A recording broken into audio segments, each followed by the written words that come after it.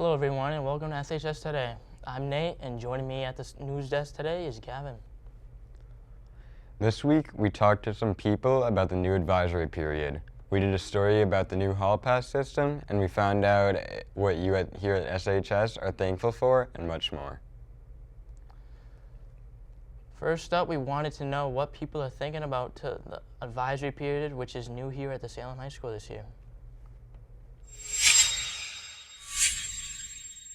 This year we have a new period called advisory. It is a 20-minute period where students can make bonds with teachers and kids in their grade. Hello, I am Mrs. Burke. I'm the director of the school counseling department here at Salem High School. Where did the idea of advisory come from? A group of staff and students started looking at the changes to our master schedule, and we wanted to work in an advisory program as well too. A whole crew has been working on putting things together for the last handful of years. Do you think Salem High is going to stick with advisory for the future? Yeah. I think we are going to stick with it. Obviously, everything is pretty brand new. Certainly, there's going to be some feedback and tweaks, but I think it'll be here to stay for sure. What made Salem High decide to do advisory this year? We felt we were ready. We had attempted to roll it out, but didn't really feel that we were fully ready to roll out a final finished product. How do you feel about advisory this year? I feel about advisory. I think advisory is in its early stages and we're all figuring it out. I think it's a great opportunity for both staff and for students to kind of just take a step back, chill, do some fun activities. Do you think that advisory is something that will benefit students in the future? Yeah, I think across the board, it gives every kid in the school an opportunity to connect with at least one adult. I know some students connect with all their teachers and others have challenges, connecting to one teacher. While administrations believe that the advisory period is working, we spoke to some of the students to see how they felt about advisory. I like it. I like my advisor. I have Miss Martella, so she's chill. What do you wish was different about advisory? I wish there was more kids in it and we could choose our friends. Yeah, I agree with that. How do you feel about advisory? I really like advisory because I have my classmates in there and it's really fun, and I think it just gives us a breather kind of throughout the day to see our friends. What do you wish was different? I wish it was longer. Looks like we got very mixed reviews from the students. Regardless, we hope that advisory is bringing the Salem community together. I'm Michaela Phillips reporting for SHS Today. Back to you at the studio.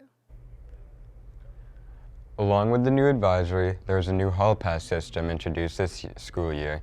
We took a deeper look into what that is all about and how it's being received.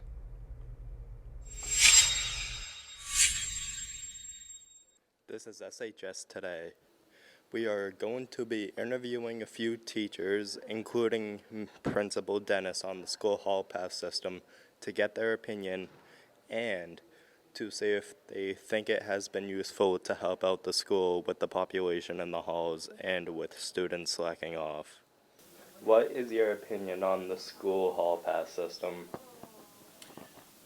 The school hall pass system, I think, has been very effective. It was something that we've been looking at for over probably a couple of school years, collecting data. I think it's great, personally. I know students don't, but I think it's good because of the overall safety of our entire school population. I think it's better than not having a system at all. Last year there were a lot of kids in the hallways and a lot of unsafe behavior. I think I see that it's, that behavior's been reduced, but I still think there's that core group of kids who still just does what they want to do. Do you think that the school hall pass system could improve in any way? I can't think of anything personally off the top of my head. I think it's pretty self-explanatory. Leave a class, have a pass. Oh my God, that rhymed. Yeah, I think there's always room for improvement with anything that we do in the building.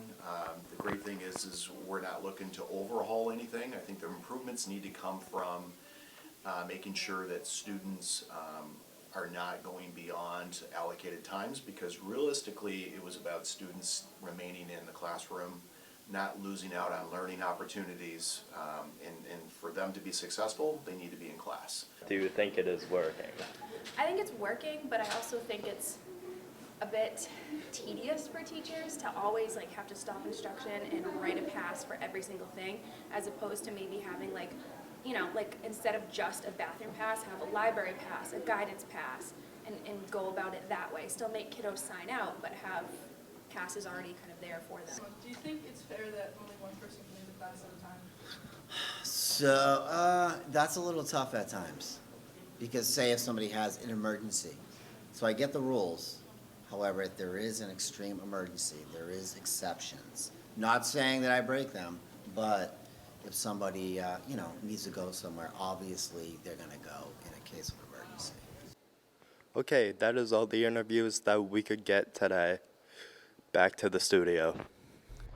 This past weekend, the Theater Arts Department unveiled a new musical Ranked. We took a look last week into what this show was all about.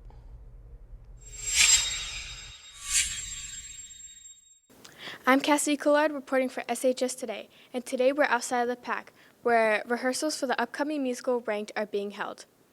To get a deeper look into what makes the musical so special and amazing, we're going to speak to teachers and students in the play. I think just like the whole message of it and just like everything it talks about and how just like realistic it is to our world today, even though it's a dystopian musical, I just think it stands out a lot because it just really describes the struggles that a lot of students go through. And I think it's very important to have it, especially in a high school, just because it's so realistic to real life, and I think it's such an honor to be the New Hampshire debut of this show. I'm Damian Robotham reporting for SHS Today. Picking up where Cassidy left off, I'm now going to ask teachers questions about Ranked.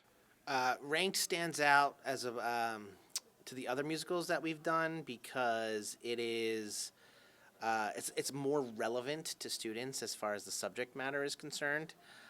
You've got high school students playing high school students as opposed to playing fathers and mothers and people in divorced or married or any of that stuff. So it's all high school students playing high school students, which you never really see because they do the big razzmatazz musicals that are romantic comedies or whatever it might be. It looks like Ranked is shaping up to be something special for Salem's theater community, but I guess we won't truly know until November 17th when the play goes live at 7 p.m. in the PAC. I heard it was a great success. Congratulations to the cast and crew for another spectacular performance. Another great group of performers here at Salem High School is the Color Guard. Let's take a look at what that's all about. Hi, I'm Kirsten, and today we're going to introduce some people that are involved with the Color Guard and some staff. Who am I here with? Hi, I'm Ms. Pythman. I'm the Director of K-12 Performing Arts for the Salem School District. Do you see improvement with this Winter Guard season? Yeah, this Guard season is poised to be really exciting. I think last year we came back really strong from COVID. We had a bunch of new freshmen join the Guard, and throughout the whole year they were trained and they built up their skills so well. And so I think this season is going to be really exciting. It's going to be a thing to watch. Do you think this Fall Guard really improved this season? I think so. I think the show that we produced this fall for marching season, the Billy Joel show, was so high energy and so fun, and the music was great. The band played beautifully, and so I think the Guard just added to that excitement and to that fun. And I think it's really cool to know that Salem actually has a Guard. A lot of schools do not have a Color Guard, and so it's really fun to watch you all on the field doing your thing. It just adds so much to the show. Who am I here with? I'm Leah Moore, a member of the Color Guard team. What made you decide to do Color Guard? I joined the club in middle school and I really liked it, so I decided to join the team here at the high school and I really like it. What was the best part of the fall season this year? I definitely liked bonding with my teammates and I liked our show this year with Billy Joel. We had good songs and we had a good show this year, so join Guard. Who am I here with? Chloe McSheehy. How was your first year of Color Guard as like a freshman? It was nerve-wracking at first, but it's really fun and I like the people, so it's all good. What are you most excited for this Winter Guard season? I'm excited for like all the new opportunities and to get to know these people more and to travel with them, and I just think it's going to be a fun time. I think they did really good. It looks like they worked really hard on this, and throwing a flag, it's like pretty impressive. Like that's not something everyone can do. Like that's impressive. How do you think our winter guard season will be looking this year? I think they'll like improve a lot. Like, yeah, this season they'll like work harder and they get more competitive each year. So, yeah. So apparently their fall season went really well, and they can't wait for their winter guard season to start. And this is Kirsten back on the football field and back to the desk. This week, we officially kick off the holiday season with Thanksgiving. So we did a story on giving back during the holiday season. I'm Kira Hart reporting for SHS Today. And today we visited Miss Monterosa and Chef Bratz about what charities they do for the holiday season and what students may do to help support them for that charity. Get a list from Debbie Payne in the SAU. She's the assistant superintendent, and she provides us a list. We don't know who anyone is. It's all, all that is confidential. And we get a list of things that they need, things that they want, and everyone brings in something little. Sometimes, kids put their money together and they buy a larger gift, and everyone can contribute in some way, shape, or form. So that's a lot of fun. A lot of staff members have contributed, and that's really helpful. And then we do a wrapping party right before Christmas, and then we bring the gifts, and at the SAU they distribute it to the families. So that's what we have coming up for Key Club. Charity's pretty good, it does a lot of good for the kids. I think charity is a good thing because it gives back to people. Oh, well, our major fundraising event that we have going on is what's called Holiday Helpings. And Holiday Helpings involves all of our culinary students making turkey dinners for less fortunate people here in the area. And what we do is we are going to be opening up a GoFundMe page right after Christmas time, right after Thanksgiving, and then blasting that out to our email list and pretty much everybody here in the community, the greater Salem community. So for this Holiday Helpings, we make and package close to 1,000 meals.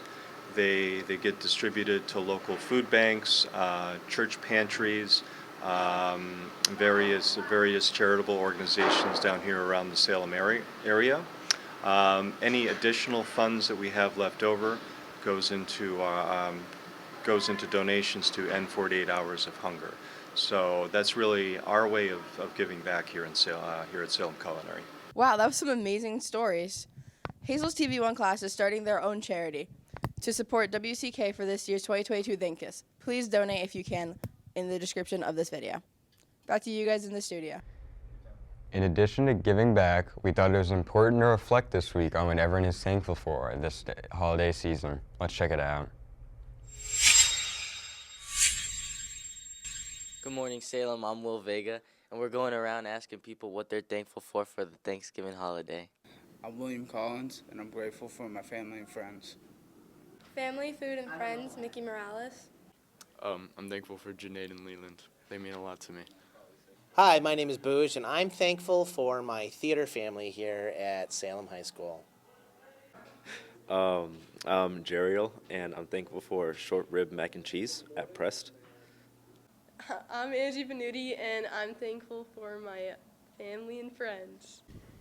Hey, I'm here with Mr. Slowbag, and he's going to tell you a little bit about the importance of Thanksgiving. Well, I think during this time of the year, it's really easy to get caught up in the day-to-day and focus on a lot of negativity and hardship, and things that are going wrong. So I think during this time of year around Thanksgiving, it's really important to change that mindset and say, you know what? What am I thankful for? What positive things are going on in the world?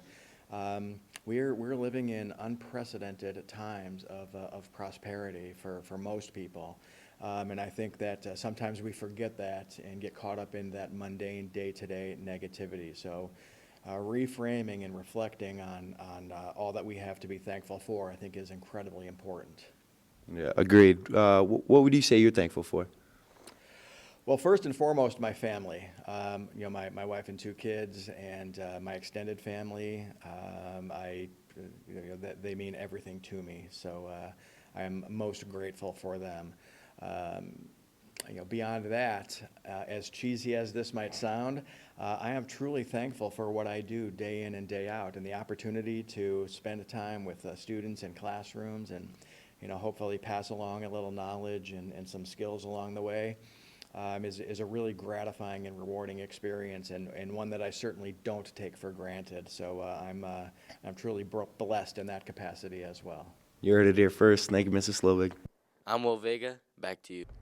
Finally today, we caught up with Mr. Bouge to try and solve the mystery of the monkey, which many say just appeared one day and no one knows how or why he got here.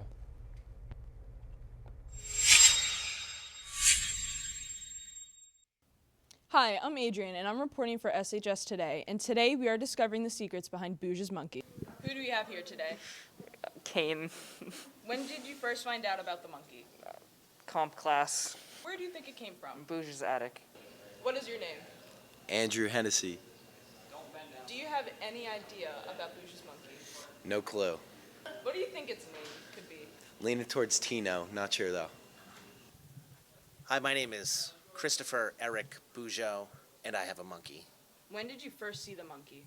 My first couple years of teaching, just showed up in my classroom one day, and he didn't leave. So I adopted him. I filled out the paperwork for adoption, and he's legally my monkey child. Does the monkey have a name? Monkey. So you said that he just magically appeared. Do you know where exactly any idea could have come from? Maybe he was the pet of a student. I really have no idea. He just showed up one day and never left, so I just kept him around. After discovering more about the mysterious creature on Bouge's shelf, we can rest easy. Now, back to the studio. We want to thank you for watching and hope you have a great Thanksgiving. That's all we have for you today, and thanks for watching this week's episode of SHS Today. Have a great week, Salem.